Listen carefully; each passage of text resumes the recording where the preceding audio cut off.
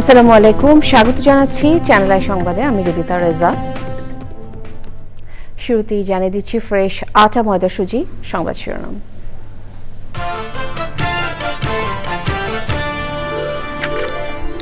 বিদেশে বাংলাদেশ মিশনের রাষ্ট্রপতির ছবি অপসারণ, উপদেষ্টা পরিষদের বৈঠকে আলোচনা হয়নি বলে পরিবেশ উপদেষ্টার মন্তব্য। মানবতা বিরোধী অপরাধের মামলায় শেখ হাসিনার বিরুদ্ধে আহত আরও ৩ জুলাই যোদ্ধার সাক্ষ্য, অক্টোবরের শুরুতে সাক্ষ্য গ্রহণ শেষ করার আশা। জুলাই গণ অভ্যুত্থানের হত্যা চেষ্টা মামলায় গ্রেফতার রিকশা চালকের জামিন, গ্রেফতারের কারণ জানাতে ধানমন্ডি থানার ওসির ব্যাখ্যা তলব। সংস্কৃতি উপদেষ্টা শঙ্কামুক্ত হলেও চিকিৎসকদের ৭২ ঘণ্টার পর্যবেক্ষণে হাসপাতালে আরও কিছু শারীরিক পরীক্ষা নিরীক্ষা সম্পন্ন। এবং সবুজে সাজায় বাংলাদেশ স্লোগানে মেহেরপুরে প্রকৃতি ও জীবন ক্লাবের বৃক্ষরোপণ ও চারা বিতরণ, বাসযোগ্য ধরিত্রী বিনির্মাণে সহায়ক হবে প্রত্যাশা।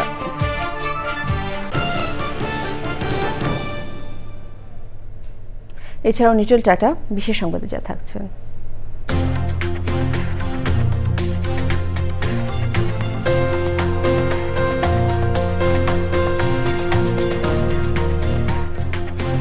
বেলজিয়ামে ওমলেট উৎসবের খবর।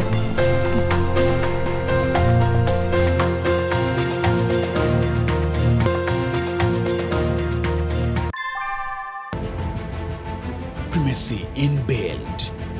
German technology, Bangladesh's first thermix rod, Salam Steel Thermax. সংবাদ শিরোনামগুলো জানাচ্ছিলাম। এখনকার এই সংবাদ আয়োজন একই সঙ্গে চ্যানেলের ইউটিউব চ্যানেল এবং চ্যানেলের ওটিটি প্ল্যাটফর্ম আই স্ক্রিনে লাইভ স্ট্রিম হচ্ছে। বিদেশে বাংলাদেশের বেশিরভাগ মিশন থেকে রাষ্ট্রপতি মোহাম্মদ শাহাবুদ্দিনের ছবি সরানো হয়েছে। মৌখিক নির্দেশনায় সকল মিশন থেকে রাষ্ট্রপতির ছবি সরানোর ওই নির্দেশনা কার্যকর করার বিষয়টি তদারকিও করা হচ্ছে বলে জানা গেছে। বিভিন্ন গণমাধ্যম বিষয়টি নিয়ে সংবাদ প্রকাশ করেছে। এই বিষয়ে পরিবেশ উপদেষ্টা জানিয়েছেন, রাষ্ট্রপতির ছবি সরানোর বিষয়ে উপদেষ্টা পরিষদের বৈঠকে কোনো আলোচনা হয়নি। পান্থ রহমান জানাচ্ছেন বিস্তারিত। গণপ্রজাতন্ত্রী বাংলাদেশ রাষ্ট্রের সর্বোচ্চ সাংবিধানিক পদ রাষ্ট্রপতি।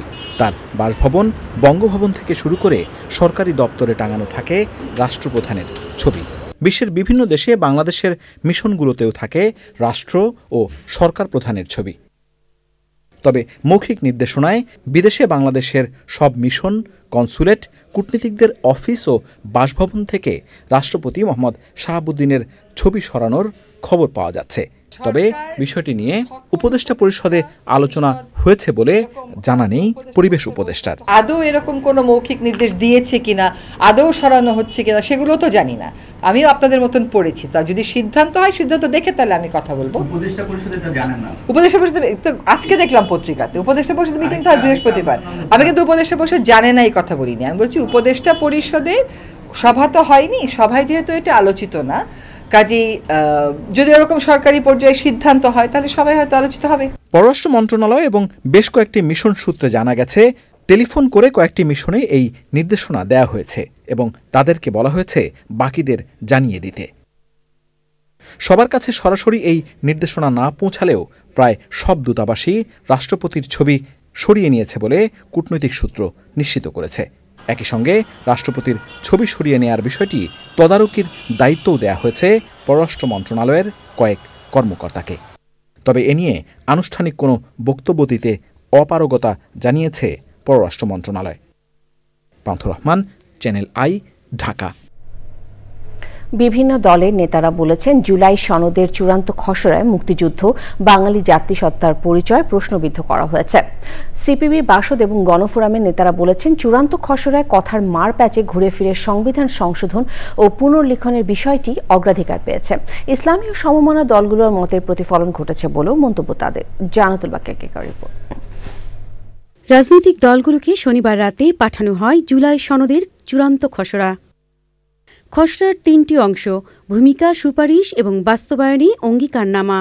এর মধ্যে ভূমিকা নিয়ে রাজনৈতিক দলগুলো বাঙালি জাতিসত্তার পরিচয় প্রশ্নবিদ্ধ করার অভিযোগ করেছে। 4 মূলনীতিকে অস্বীকার করছে 53 বছর পরে এসে, এবং এই 4 মূলনীতিকে প্রশ্নবিদ্ধ করেছে যারা রাষ্ট্র নির্মাণের বিরোধিতা করেছিল। প্রশ্নবিদ্ধ করার অর্থ হলো মুক্তিযুদ্ধকে প্রশ্নবিদ্ধ করা। 72-এর যে সংবিধান, সেই সংবিধানের কোথায় ঘাটতি আছে সেগুলো কিন্তু আপনি বলছেন না, ঘুরে ফিরে শুধু সংবিধানের বিরুদ্ধে কথা বলতে শুনছি। খসড়ায় 8টি অঙ্গীকারের অন্যতম জুলাই জাতীয় সনদকে বিশেষ মর্যাদা ও আইনি ভিত্তির মাধ্যমে দায়মুক্তি দেওয়ার অভিযোগ করেছেন কেউ কেউ। এই জুলাই সনদে যা কিছু লেখা আছে তা যদি প্রচলিত সংবিধান এবং আইনের সাথে সাংঘর্ষিক হয়, তাহলে এই জুলাই সনদটাই হবে চূড়ান্ত রূপ, এটাই এক্সিস্ট করবে, বাকিগুলো বাদ যাবে। এটা একটা ভয়ঙ্কর জিনিস যে তাদের মনে যে নতুন সংবিধানের বাসনাটা ছিল, সেই বাসনাটাই ঘুরিয়ে ফেরিয়ে কথার মার পেছে তারা এই জিনিসটা এখানে এস্টাবলিশ করার জন্য চেষ্টা করছে। সুপারিশগুলো বাস্তবায়নে আগে 2 বছর সময়সীমার কথা বলা হলেও চূড়ান্ত খসড়ায় বর্তমান অন্তর্বর্তী সরকারের আমলেই বাস্তবায়নের উল্লেখ রয়েছে। সিপিবির সাধারণ সম্পাদক বলেন, এটি অন্তর্বর্তী সরকারের দায়িত্বের মধ্যেই পড়ে না। মনে হয় যেন যে সরকার অন্তর্বর্তীকালীন সরকার ক্ষমতায় আছে সে একটা বুদ্ধিটুদ্ধি বের করে কিভাবে জোর জুলুম করে এটা বাস্তবায়ন করতে পারে। তার সামনে প্রধান কাজ হচ্ছে নির্বাচন করা। কিন্তু এই ঐক্যমত্য কমিশন যেভাবে এটা একটা খসড়া লিখিত দিয়েছে, এটা ঐক্যমত্যের ক্ষেত্রে এটা নতুন সংকট তৈরি করুক। ঠিক এইভাবে তারা রাখলে শুধু আমাদের দল না, আরও অনেকগুলো দলের জন্য এখানে স্বাক্ষর করা অসম্ভব হয়ে পড়বে। কয়েকটি দলের নেতারা বলছেন, সংবিধান ও রাষ্ট্রের মূলনীতির মতো আদর্শের জায়গায় ফারাক রেখে জুলাই সনদ সই করার বিষয়ে ভাববে দলগুলো। জান্নাতুল বাকিয়া কেকা, চ্যানেল আই, ঢাকা। জুলাই আগস্টে গণ অভ্যুত্থানের সময় সংঘটিত মানবতাবিরোধী অপরাধের মামলায় শেখ হাসিনা সহ 3 জনের বিরুদ্ধে অক্টোবরের প্রথম সপ্তাহের মধ্যে সাক্ষ্য গ্রহণ শেষ হবে বলে জানিয়েছে প্রসিকিউশন। মাথায় গুলিবিদ্ধ জুলাই যোদ্ধা আব্দুস সামাদ মিয়া, মিজান মিয়া এবং পুলিশের গুলিতে পিঠ ঝাঁঝরা হয়ে যাওয়া আন্দোলনকারী শিক্ষার্থী নাইম শিকদার সাক্ষ্য দিয়েছেন। তারা বলেছেন, ওই ঘটনার জন্য শেখ হাসিনা সহ দায়ী সকলের বিচার চান। মাজুল হক মান্নার রিপোর্ট। জুলাই আগস্টে ঘটনায় করা মানবতাবিরোধী অপরাধের মামলায় সাবেক আইজিপি চৌধুরী আব্দুল আল মামুন এবং আরও 4 মামলার 15 আসামিকে হাজির করা হয় ট্রাইব্যুনালে। শেখ হাসিনা সহ 3 আসামির বিরুদ্ধে সাক্ষ্য দেন 4 সাক্ষী। তাদের মধ্যে জুলাই যোদ্ধা আব্দুস সামাদ মিয়া আদালতকে জানান, আন্দোলনের সময় মাথায় গুলিবিদ্ধ হন তিনি। আর কোটাবিরোধী আন্দোলনে পুলিশের গুলিতে পিঠ ঝাঁঝরা হয়ে যাওয়া শিক্ষার্থী নাইম শিকদার ওই দিনের ঘটনা তুলে ধরেন। তাদের জেরা করেন শেখ হাসিনার পক্ষের স্টেট ডিফেন্স আইনজীবী। তাদের এই ঘটনার জন্য যারা দায়ী, অর্থাৎ সাবেক প্রধানমন্ত্রী শেখ হাসিনা, সাবেক স্বরাষ্ট্রমন্ত্রী আসাদুজ্জামান খান কামাল, পুলিশের আইজিপি চৌধুরী আবদুল্লাহ আল মামুন, সাবেক সেতুমন্ত্রী ওবায়দুল কাদের, তারপরে তালুকদার আব্দুল খালেক, পুলিশ কমিশনার খুলনা, অর্থাৎ যারা এই ঘটনার জন্য দায়ী সকলের বিচার দাবি করছে। এই মামলায় সাক্ষী 81 জন। এ পর্যন্ত সাক্ষ্য দিয়েছেন 9 জন। কবে নাগাদ সাক্ষ্য গ্রহণ শেষ হবে সে সম্পর্কে জানায় প্রসিকিউশন। আমরা 81 জন সাক্ষীর তালিকা এখানে দিয়েছি। আইনে আমাদের অতিরিক্ত সাক্ষী দেওয়ারও সুযোগ আছে। ম্যাটেরিয়াল উইটনেস আয়োর বাদে, অর্থাৎ তদন্তকারী কর্মকর্তা ছাড়া অন্যান্য সাক্ষী আমরা আশা করছি যে আমরা আগামী মাসের মধ্যে, না হলে পরবর্তী মাসের ফার্স্ট উইকে উপস্থাপন কমপ্লিট করতে পারব। রামপুরায় কার্নিশে ঝুলে থাকা ব্যক্তিকে গুলি করা ও 2 জনকে হত্যার ঘটনায় করা মামলায় 25শে আগস্ট আনুষ্ঠানিক অভিযোগ দাখিল করতে প্রসিকিউশনকে নির্দেশ দিয়েছেন ট্রাইব্যুনাল। আর কোনাবাড়ি, যাত্রাবাড়ি ও মোহাম্মদপুরের ঘটনায় করা মামলায় তদন্ত প্রতিবেদন দাখিলের জন্য তদন্ত সংস্থাকে আরও 2 মাস সময় দেন আদালত। মাজুল হক মান্না, চ্যানেল আই, ঢাকা। জুলাই গণ অভ্যুত্থানের হত্যা চেষ্টা মামলায় জামিন পেলেন ধানমন্ডি 32 নম্বরে ফুল দিতে গিয়ে মারধরের শিকার রিকশা চালক আজিজুর রহমান। আজিজুর কোনো রাজনীতির সঙ্গে জড়িত নয় জানিয়ে তার স্ত্রী আদালতের আদেশে সন্তোষ প্রকাশ করেছেন। সরকার এক বিবৃতিতে বলেছে, রিকশা চালক আজিজুর রহমানকে কিসের ভিত্তিতে সন্দেহভাজন হিসেবে একটি মামলায় গ্রেফতার করা হয়েছে তা জানতে চেয়ে ধানমন্ডি থানার ওসির কাছে ব্যাখ্যা তলব করা হয়েছে। শাকির আদনানের রিপোর্ট। দেশের প্রথম রাষ্ট্রপতি শেখ মুজিবুর রহমানের মৃত্যুবার্ষিকীতে ধানমন্ডি 32 নম্বরে ভেঙে দেয়া বাড়িতে ফুল দিয়ে শ্রদ্ধা জানাতে গিয়ে মারধরের শিকার হন রিকশাচালক আজিজুর রহমান। সে সময় তার রিকশা ভাঙচুর করে পুলিশে দেয়া হয়। ধানমন্ডি থানা পুলিশ জুলাই গণঅভ্যুত্থানের একটি হত্যা চেষ্টা মামলায় গ্রেপ্তার দেখিয়ে শনিবার ঢাকা সিএমএম আদালতে পাঠালে জামিন নামঞ্জুর করে রিকশা চালককে কারাগারে পাঠানো হয়। রোববার দুপুরে শুনানি শেষে আজিজুর রহমানের জামিন মঞ্জুর করেন আদালত। বিজ্ঞ আদালত তাকে নির্দোষ দেখে তাকে এই মামলায় সন্দিগ্ধ আসামি হিসেবে যেহেতু গ্রেপ্তার করা হয়েছে, বিজ্ঞ আদালত আমাদের সাথে ন্যায় বিচার করেছে। আজিজুরের স্ত্রী বলেন, ভালোবাসা ও শ্রদ্ধাবোধ থেকে 32 নম্বরে গিয়েছিলেন আজিজুর। নাকি শেখ মুজিবুর রহমানের ভালো লাগে, তার জন্য মৃত্যু দিবসে সেই সিন্নি গিয়েছে। সরকার এক বিবৃতিতে বলেছে, রিকশা চালক আজিজুর রহমানকে কিসের ভিত্তিতে সন্দেহভাজন হিসেবে একটি মামলায় গ্রেপ্তার করা হয়েছে তা জানতে চেয়ে ধানমন্ডি থানার ভারপ্রাপ্ত কর্মকর্তার কাছে ব্যাখ্যা তলব করা হয়েছে। একই সঙ্গে ওই পুলিশ কর্মকর্তার সাম্প্রতিক কর্মকাণ্ড ও বক্তব্যে কোনো অসঙ্গতি রয়েছে কিনা তা খতিয়ে দেখার ব্যবস্থা নিয়েছে ডিএমপি। ডিএমপি এক সংবাদ বিজ্ঞপ্তিতে বলেছে, ওই রিকশা চালককে হত্যা মামলার আসামি করা হয়নি। এ নিয়ে সামাজিক যোগাযোগ মাধ্যম সহ বিভিন্ন গণমাধ্যমে আজিজুর রহমানের গ্রেপ্তার ও মামলা নিয়ে অহেতুক ভুল তথ্য ছড়ানো হচ্ছে। এ বিষয়ে কোনো রকম বিভ্রান্তি ছড়ানো থেকে বিরত থাকার অনুরোধ করা হয়েছে। শাকের আদ্দান, চ্যানেল আই, ঢাকা। ৬,৫০৬ কোটি ৫০ লাখ টাকা ব্যয়ের 10টি প্রকল্পে অনুমোদন দিয়েছে জাতীয় অর্থনৈতিক পরিষদের নির্বাহী কমিটি একনেক। এর মধ্যে সরকারি অর্থায়ন ৩,৮২১ কোটি ৫৮ লাখ টাকা, প্রকল্প ঋণ ২,৪২৮ কোটি ৪ লাখ টাকা এবং সংস্থার নিজস্ব অর্থায়নে ২৫৬ কোটি ৮৯ লাখ টাকা। পরিকল্পনা কমিশন চত্বরে এনএসি সম্মেলন কক্ষে একনেকের চেয়ারপারসনের প্রধান উপদেষ্টা অধ্যাপক ডক্টর মোহাম্মদ ইউনূসের সভাপতিত্বে এই প্রকল্পগুলোর অনুমোদন দেওয়া হয়। অনুমোদিত প্রকল্পগুলোর মধ্যে রয়েছে রংপুর অঞ্চলের টেকসই কৃষি উন্নয়ন প্রকল্প, বিদ্যুৎ, জ্বালানি ও খনিজ সম্পদ মন্ত্রণালয়ের ৩৩/১১ কেভি আউটডোর উপকেন্দ্রের আধুনিকায়ন, রবীন্দ্র বিশ্ববিদ্যালয় বাংলাদেশ স্থাপন। সভায় প্রকল্পগুলোর সম্পর্কে একনেক সদস্যদের অবহিত করেন পরিকল্পনা উপদেষ্টা ওয়াহিদুদ্দিন মাহমুদ। প্রকল্প পাইপলাইনে আছে, এখন এগুলো আগে থেকেই জাপানি ঠিকাদাররা এগুলো চুক্তিবদ্ধ। আমরা তো এখন দুর্বল অবস্থানে আছি, এখনো ঋণের চুক্তি করা হয়ে গেছে এবং ঠিকাদাররাও চুক্তিবদ্ধ, এবং এখন থেকে যত বিলম্ব হবে তখন বরং ঋণের সুদও বাড়বে। বিএনপির ভারপ্রাপ্ত চেয়ারম্যান তারেক রহমান বলেছেন, এই দেশের মালিক দেশের প্রতিটি নাগরিক। মানুষের ভোটের অধিকার নিশ্চিত করে গণতন্ত্র প্রতিষ্ঠার জন্য সবাইকে ঐক্যবদ্ধ হতে হবে। জাতীয় প্রেস ক্লাবে গণতন্ত্রের উত্তরণে কবি সাহিত্যিকদের ভূমিকা ও করণীয় শীর্ষক আলোচনায় লন্ডন থেকে ভার্চুয়ালি যুক্ত হয়ে তিনি বলেন, স্বৈরাচারের পুনর্জাগরণ ঠেকাতে গিয়ে এদেশ যেন চরমপন্থা, উগ্রপন্থার অভয়ারণ্য না হয় সেটি লক্ষ্য রাখতে হবে। যে স্বৈরাচারকে বাংলাদেশের মানুষ কিছুদিন আগে বিতাড়িত করেছে, সেই স্বৈরাচারের পুনর্জাগরণ প্রতিহত করতে আমরা প্রতিজ্ঞাবদ্ধ আপনাদেরই মতন। এই দেশকে কোনো চরমপন্থা বা মৌলবাদের অভয়ারণ্য যেন কোনোদিন পরিণত হতে না পারে, সেটিও কিন্তু আমাদের প্রত্যাশা, সেটিও আমাদের লক্ষ্য। এদেশের মালিকানার একমাত্র দাবিদার এই দেশের সকল নাগরিক। এই সত্যটাকে যদি আমরা প্রতিষ্ঠিত করতে চাই, তাহলে মানুষের ভোটাধিকারের প্রশ্নে গণতন্ত্র প্রতিষ্ঠার জন্য বাক স্বাধীনতার পক্ষে একটা অবাধ সুষ্ঠু নির্বাচনের পক্ষে আমাদের সকলকে ঐক্যবদ্ধ হতে হবে। সংস্কৃতি উপদেষ্টা মোস্তফা সরোয়ার ফারুকীর শারীরিক অবস্থা স্থিতিশীল, তবে তাকে 72 ঘন্টার পর্যবেক্ষণে রেখেছেন চিকিৎসকেরা। রাজধানী স্কয়ার হাসপাতালে হেমাটোলজি অ্যান্ড গ্যাস্ট্রোএন্টারোলজি বিভাগের consultant doctor Mir Fawaz Hossain শুভ্রর অধীনে চিকিৎসাধীন আছেন। আজ আরও কিছু শারীরিক পরীক্ষা নিরীক্ষা করা হচ্ছে। মইনুল হাসানের সহায়তায় নিশাত তামান্না মুমুর রিপোর্ট। 5 দিনের সরকারি সফরে শুক্রবার কক্সবাজারে যান সংস্কৃতি উপদেষ্টা।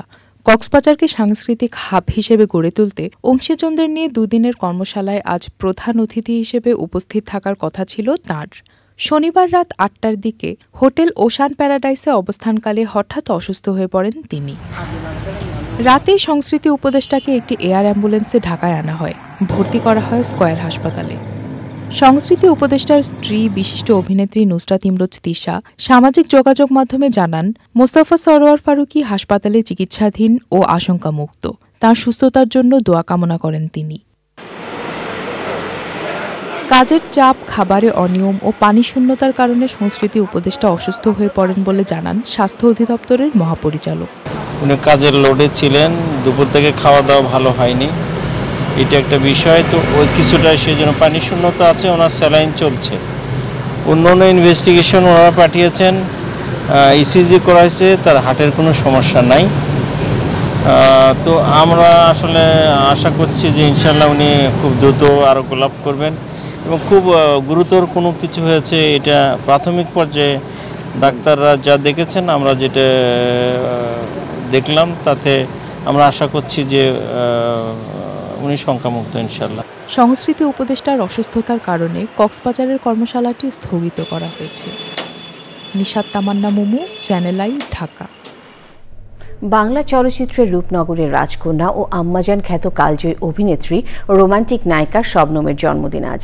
1946 সালের এদিনে ঢাকার নবাবপুরে জন্ম নেন এই অভিনেত্রী।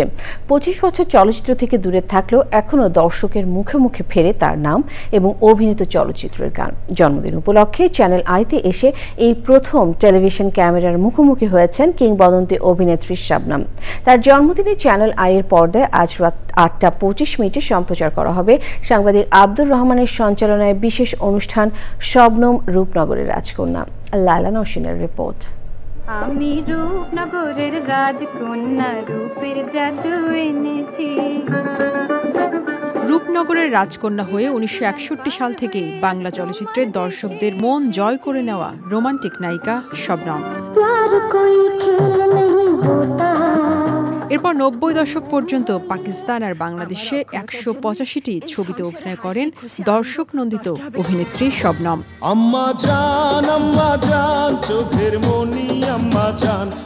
সবশেষ 1999 সালে সুপারহিট আম্মাজান চলচ্চিত্রের পর তাকে আর দেখা যায়নি বড় পর্দায়। এই যে আম্মাজানকে দেখছো, পর্দায় নতুন করে দেখা না গেলেও এখনো দর্শকরা ভুলতে পারেননি ভুবন ভোলানো অভিনেত্রীর কপলের কালো তিলকে। কপলের কালো তিল পড়বে চোখে। ওই সময়ের অত্যন্ত আবেগপ্রবণ ও রোমান্টিক নায়িকা এবার পা দিলেন 80-তে। জন্মদিন উপলক্ষে জীবনে প্রথম কোনো টেলিভিশন চ্যানেল হিসেবে চ্যানেল আইয়ে আসেন এই কিংবদন্তি অভিনেত্রী। তাকে শুভেচ্ছা জানান চ্যানেল আইয়ের পরিচালক ও বার্তা প্রধান, কৃষি উন্নয়ন ও গণমাধ্যম ব্যক্তিত্ব শাইখ সিরাজ। আসার পর বেশিরভাগ চ্যানেল আই দেখি আর খুব ভালো লাগে। আর যখন আমাকে ডাকলেন সিরাজ ভাই, ভালো লেগেছে, ভালো লাগে বলে আসলাম। এখানে আসার পরে অনেক পুরনো লোকদের সাথে দেখা হচ্ছে, আরও ভালো লাগছে আর কি। শবনমই একমাত্র অভিনেত্রী পাকিস্তান চলচ্চিত্রের সর্বোচ্চ সম্মাননা নিগার অ্যাওয়ার্ড লাভ করেছেন 12 বার। এছাড়াও বাংলাদেশ ও পাকিস্তানে অনেক সম্মাননা অর্জন করেছেন এই গুণী অভিনেত্রী। আর্টিস্ট তো সবসময় চায় বেঁচে থাকতে। আমারও সেই ইচ্ছা যে কাজ করতে করতেই যাতে আমার মৃত্যু হয়। প্রত্যেকটা আর্টিস্ট এটা চায়, আমিও সেটা চাই। শবনমের জন্মদিনে চ্যানেল আই পরিবারের শ্রদ্ধা ও ভালোবাসা। Laila Nowshin, channel I, Dhaka. পরিবেশ প্রকৃতির টেকসই উন্নয়নে সবুজে সাজায় বাংলাদেশ স্লোগানে মেহেরপুরে বৃক্ষরোপণ ও চারা বিতরণ করছে প্রকৃতি ও জীবন ক্লাব। মোবাইল নেটওয়ার্ক অপারেটর বাংলালিংকের সহযোগিতায় মেহেরপুর মাধ্যমিক বালিকা বিদ্যালয় ও অক্সফোর্ড কিন্ডারগার্টেন স্কুলে শিক্ষার্থীদের মাঝে গাছের চারা বিতরণ করা হয়। এমন উদ্যোগে বাসযোগ্য ধরিত্রী বিনির্মাণে সহায়ক হবে বলে মনে করেন বিশিষ্টজনেরা। গোলাম মোস্তফার তথ্য ও ভিডিওচিত্রে আফরোজা হাসির রিপোর্ট।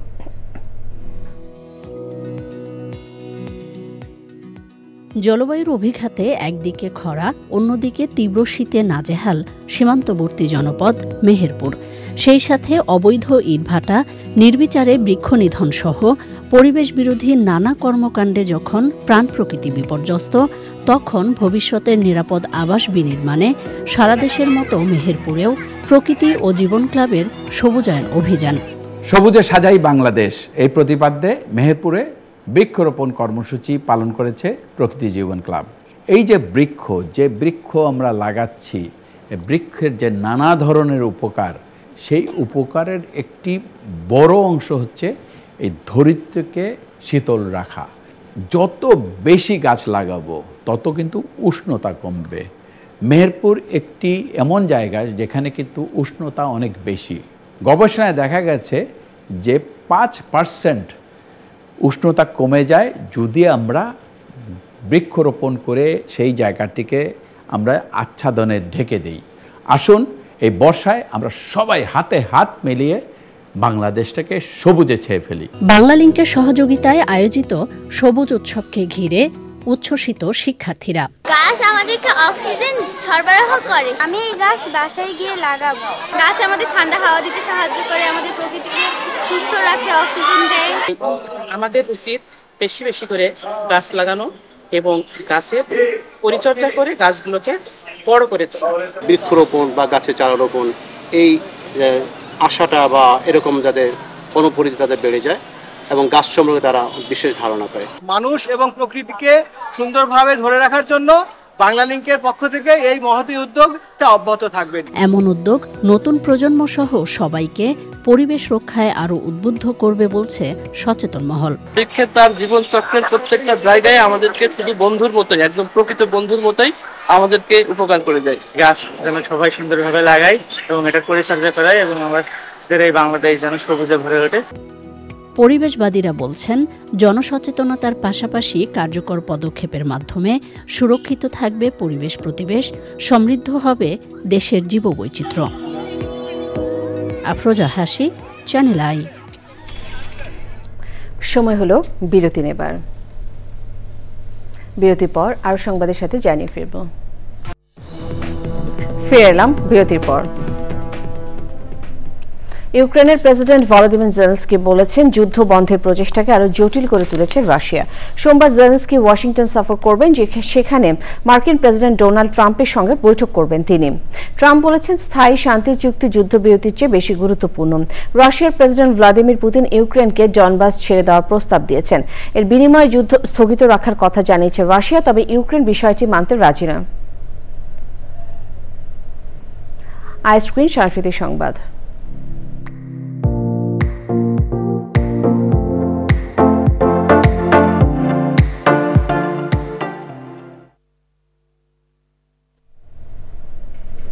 নাট্যাচার্য সেলিম আল দীনের ৭৬তম জন্মজয়ন্তী উপলক্ষে অনুষ্ঠিত হল সেমিনার।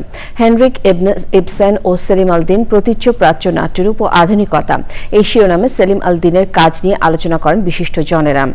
সেলিম আল দীন সংগ্রহশালার আয়োজনে বিকেলে বাংলাদেশ শিল্পকলা একাডেমিতে এই সেমিনার অনুষ্ঠিত হয়।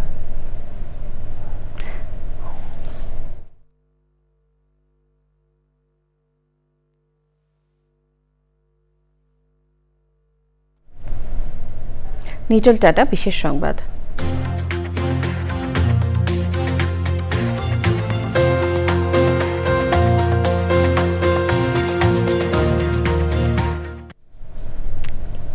বেলজিয়ামের ম্যালমেডি শহরে প্রতি বছরের মতো এবারও ঐতিহ্যবাহী বিশাল অমলেট উৎসব হয়েছে।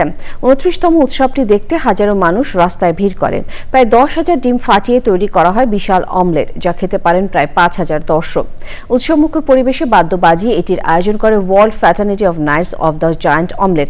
পরে ভাজা ডিমগুলো বিনামূল্যে দর্শনার্থীদের মাঝে পরিবেশন করা হয়।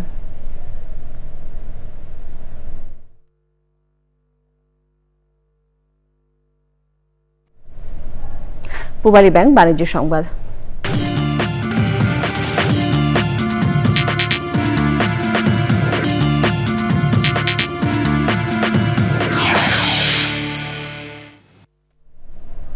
গত কয়েকদিন ধরে ঢাকা স্টক এক্সচেঞ্জে লেনদেনের ঊর্ধ্বগতি দেখা যাচ্ছে।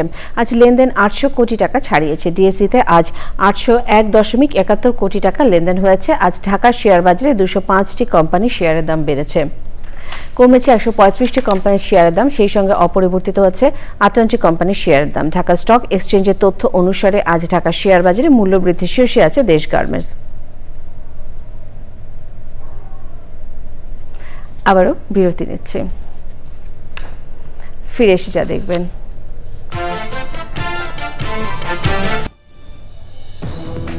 আবারও আমন্ত্রণ। থাইল্যান্ডের উন্নত চিকিৎসা সম্পর্কে বাংলাদেশি রোগীদের সচেতন করার পাশাপাশি কম মূল্যে ব্যাংককে চিকিৎসা সুবিধা সম্পর্কে জানাতে আলোচনা ও ক্যাম্পেইনের আয়োজন করে সিয়ামস এলিড। রাজধানী গুলশানে ক্রাউন প্লাজা হোটেলের দিনব্যাপী এই ক্যাম্পেইনে অংশ নেন ব্যাংকক ইন্টারন্যাশনাল হাসপাতালের 3 চিকিৎসক। নিউরোলজি, অর্থোপেডিক্স এবং কার্ডিওলজির ক্ষেত্রে আধুনিক চিকিৎসা সমাধান সম্পর্কে জনসাধারণকে সচেতন করা এই উদ্যোগের লক্ষ্য। পাশাপাশি থাইল্যান্ড এবং বাংলাদেশের মধ্যে শক্তিশালী স্বাস্থ্য অংশীদারিত্ব গড়ে তোলা এই ক্যাম্পেইনের অন্যতম উদ্দেশ্য। রোগের প্রাথমিক লক্ষণ, প্রতিরোধমূলক ব্যবস্থা এবং সঠিক জীবনযাত্রা সম্পর্কে গুরুত্বপূর্ণ তথ্য তুলে ধরেন থাইল্যান্ডের চিকিৎসকেরা। এছাড়া জরুরি চিকিৎসা প্রয়োজনে রোগীদের সহায়তার প্রতিশ্রুতি দেন সিয়াম এলিট বাংলাদেশের যোগাযোগ পরিচালক সাব্বির হোসেন। ঢাকার কামরাঙ্গীরচরে 55, 56 ও 57 নম্বর ওয়ার্ডকে সংসদীয় আসন ঢাকা 2-এ বহাল রাখার দাবিতে মানববন্ধন করেছে এলাকাবাসী। সকালে রাজধানী আগারগাঁওয়ে নির্বাচন কমিশনের সামনে এই মানববন্ধন হয়। নির্বাচন কমিশনের নতুন সিদ্ধান্ত অনুযায়ী 55 নম্বর ওয়ার্ড ঢাকা 10 আসনে এবং 56 ও 57 নম্বর ওয়ার্ড ঢাকা 7 আসনে সংযুক্ত করা হয়েছে। মানববন্ধনে কামরাঙ্গীরচরের সংহতি ও ঐতিহ্য রক্ষা এবং বিভক্ত না করার দাবি জানানো হয়। খেলার খবর।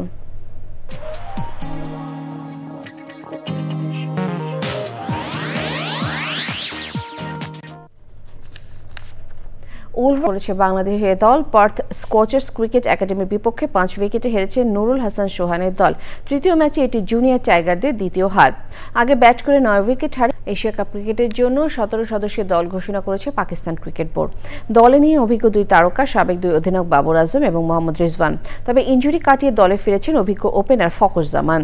17 সদস্যের এই দলটিকে এশিয়া কাপের নেতৃত্ব দেবেন অভিজ্ঞ হাসান আলী, শাহিন আফ্রিদি, মোহাম্মদ ওয়াসিম এবং হালের সালমান মির্জা সহ স্কোয়াডে আছেন কমপক্ষে 6 জন ফাস্ট বোলার। ইনজুরি কাটিয়ে 2 ম্যাচ পর ফিরেই ইন্টার মায়ামিকে জেতালেন লিওনেল মেসি। ফেরার ম্যাচে নিজে একটি গোল করেছেন এবং করিয়েছেন আরও একটি। তার দল ইন্টার মায়ামি 3-1 গোলে হারিয়েছে লস অ্যাঞ্জেলস গ্যালাক্সি। সবশেষে ফ্রেশ আটা ময়দা সুজি সংবাদ শিরোনামগুলো আরও একবার।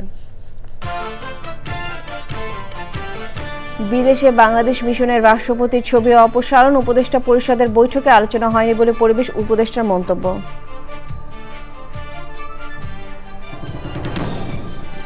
মানবতা বিরোধী অপরাধের মামলায় শেখ হাসিনার বিরুদ্ধে আহত আরও 3 জুলাই যোদ্ধার সাক্ষ্য, অক্টোবরের শুরুতে সাক্ষ্য গ্রহণ শেষ করার আশা। জুলাই গণ অভ্যুত্থানে হত্যা চেষ্টা মামলায় গ্রেফতার রিকশা চালকের জামিন, গ্রেফতারের কারণ জানাতে ধানমন্ডি থানার ওসির ব্যাখ্যা তলব।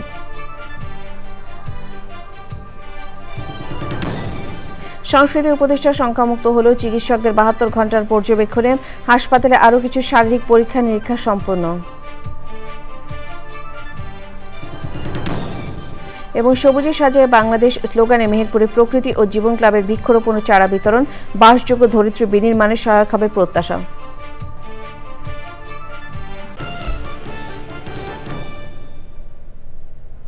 চ্যানেলে সর্বশেষ সংবাদ জানতে ভিজিট করুন channelonline.com-এ। যুক্ত থাকুন আমাদের সোশ্যাল মিডিয়া প্ল্যাটফর্মগুলোর সাথে। শেষ করছি চ্যানেলের সময়। ধন্যবাদ।